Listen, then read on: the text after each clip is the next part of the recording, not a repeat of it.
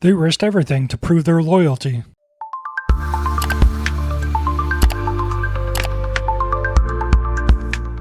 Good afternoon and welcome to Hidden History with Frank Strickland. Today we're going to talk about a story that will either make your chest swell with pride or maybe bring a tear to your eye. It's a story of loyalty, of courage, and of overcoming the kind of prejudice that tests the very soul of a nation. It's the story of the 442nd Regimental Combat Team. It begins, as so many tales of hardship do, with a whisper of suspicion that grew into a roar of fear. December 7th, 1941, Pearl Harbor, a day of infamy. And suddenly, ordinary American citizens, whose only crime was their ancestry, were viewed with suspicion.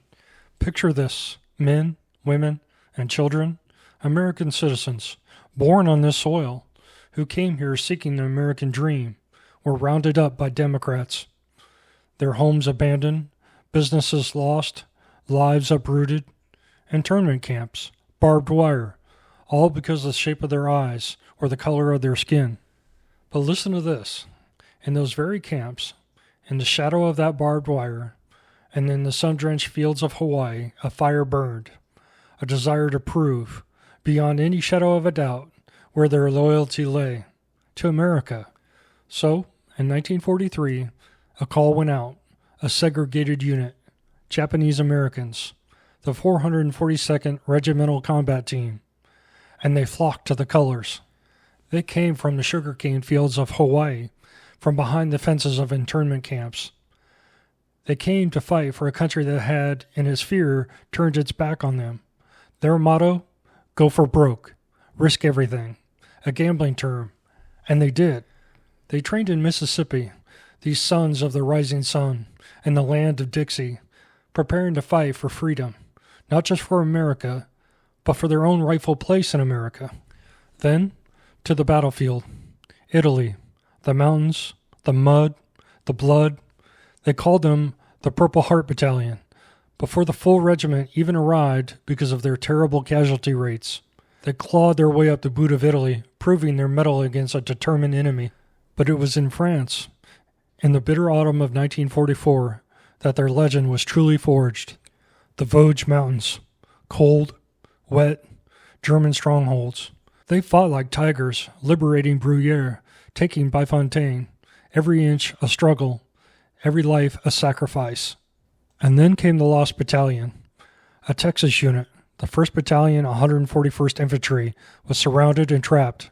Cut off, other units tried to break through, but failed. Hope was dwindling, and the Germans were closing in. Who did the Army call? The 442nd. These go-for-broke warriors, already depleted, already exhausted, ordered to perform the impossible. For 6 days they fought, in rain, in fog, in the freezing cold, against dug-in Germans, hand-to-hand combat with bayonets, every step forward bought with blood. They took heavy losses, so many young men.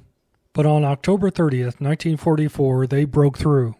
They rescued the Lost Battalion, all 211 of them, at a cost of over 800 casualties of their own, more than 3 times the number they saved. And the commander of the rescued Texans, Lieutenant Colonel William E. Byrd, wept. He wept for the men he had lost, and he wept for the men who had saved them. He looked at these Nisei soldiers, these Japanese Americans, and knew deep in his heart that there were no truer Americans. They went on to fight till the very end, liberating concentration camps, seeing the horrors that humanity could inflict, and fighting for the dignity that humanity deserved. When they returned home, President Truman met them, and he looked these heroes in the eye, these men who had faced prejudice at home and fascism abroad, and he said, "You fought not only the enemy, but you fought prejudice, and you won." They were the most decorated unit in American history for its size and length of service. 21 Medals of Honor, over 9,000 Purple Hearts, thousands upon thousands of other decorations. Casualties were so high, they replaced their fighting strength nearly 3.5 times over. And that, my friends, is the story of the 442nd, a story of patriotism loyalty, and courage that shines brighter than any star on our flag.